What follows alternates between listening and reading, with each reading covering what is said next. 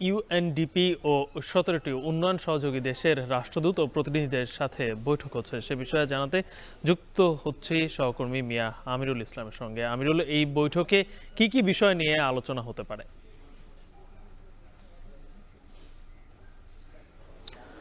গালিব, আপনাকে যেমনটি জানাতে চাই, আজকের নির্বাচন কমিশনের যে সভাটি সেটি ১৭টি সহযোগী সংগঠন সহ ইউএনডিপির সহ যেই সভাটি চলছে সেটি এখন পর্যন্ত সুনির্দিষ্টভাবে কোনো বিষয় জানানো হয়নি। তবে আমরা বিগত সময়ে যেমনটি দেখেছি যে নির্বাচনে বিভিন্ন ধরনের যে ভোটার তালিকা হালনাগাদ সহ যে বিভিন্ন বিষয়গুলো রয়েছে সেই বিষয়ে ইউএনডিপি সহযোগিতা করে আসছে এবং অন্যান্য যে সহযোগী রাষ্ট্রের যে রাষ্ট্রদূত যারা আজকে এই সভায় তারা আসছেন, তারা সভায় আছেন, তারা ভোটার তথা আগামী জাতীয় সংসদ নির্বাচন কেমন হতে পারে এবং সেই বিষয়ে মূলত ইসির সাথে তারা বসছেন।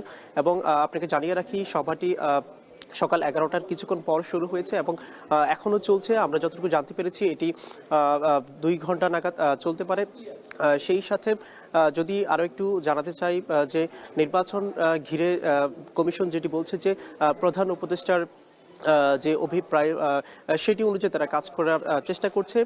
সেই অনুযায়ী আমরা গতকাল যেমনটি দেখেছি যে এই বছরের শেষের দিকে নির্বাচনের একটি কথা চলছে বিভিন্ন রাজনৈতিক দলের সাথে, আমরা তেমনটি দেখেছি। তো যদি বলি যে ভোটারকে মূলত প্রধান উপদেষ্টা এবং বর্তমান যে সংস্কার কমিশনগুলো কাজ করছে সেখানটা বিভিন্ন ইস্যুগুলো উঠে আসছে।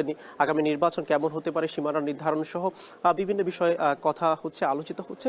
মূলত সেই বিষয়গুলো নিয়ে আজকের প্রধান নির্বাচন কমিশনার ইসি এম নাসির উদ্দিন সহ অন্যান্য যে কমিশনার রয়েছে তাদের উপস্থিতি আমরা দেখতে পেয়েছি।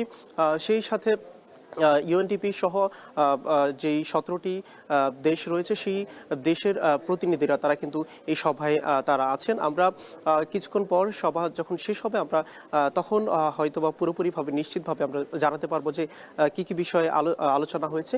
তবে এখন পর্যন্ত সুনির্দিষ্টভাবে কোনো কিছু জানানো হয়নি।